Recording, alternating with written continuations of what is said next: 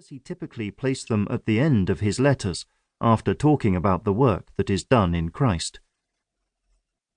Further, Owen wrestled with the nature of sin and temptation. Is it sinful to be tempted? Well, that cannot be true in the simplest and most straightforward way, because the New Testament teaches that Christ was sinless while tempted in every way as we are.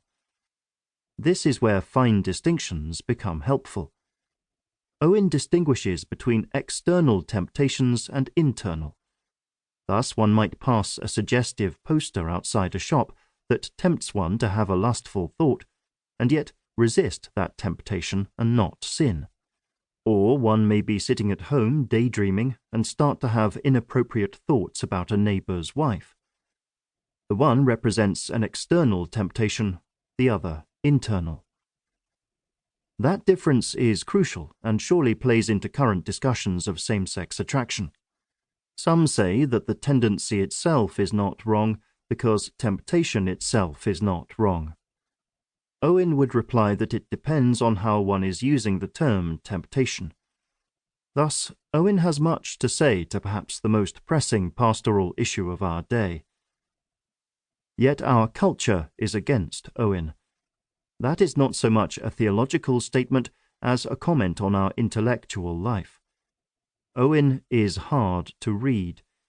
He wrote in long sentences and sometimes arcane and technical vocabulary.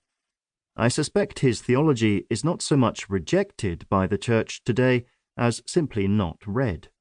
The effort is too great, whatever the actual reward might be. For this reason, it is a pleasure to write the foreword to this book.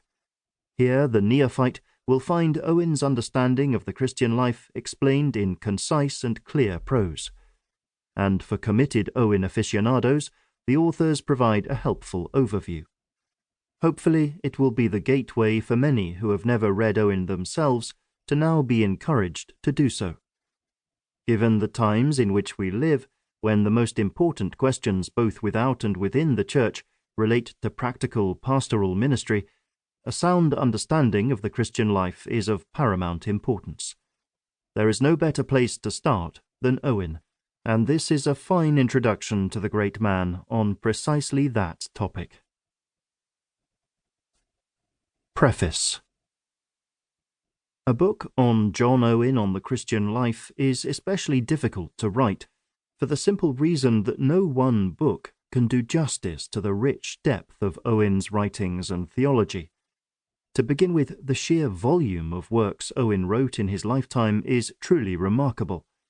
He stands alongside Augustine, Luther, and Calvin when one considers the large corpus of his writings, including not only theological treatises, but also his commentary on Hebrews, as well as his sermons before Parliament and the local church. But even more impressive is the quality of those works. In other words, Owen's greatness owes not merely to his having written so many large theological tomes, many theologians have done that, but rather the rich content contained in those doctrinal works. Each of his works is like a deep well. One lets down his bucket to draw up water, and it returns full every time. Therefore, this book is an exercise in the impossible. To write on such a Herculean theologian like John Owen is a daunting task, to say the least. How can we do justice to a man who wrote so many books on almost every theological topic, preached a multitude of sermons on a cornucopia of biblical texts, and contributed in significant ways to the development of 17th-century Puritanism in an evolving European context? Therefore, a few words are in order about how we wrote this book and how you might approach listening to it. The task at hand. Owen on the Christian life is not meant to be exhaustive. It would be a tremendous and enormous project for an author, or more likely a group of authors, to tackle a comprehensive study of Owen's theology. But that was not our assignment in this book.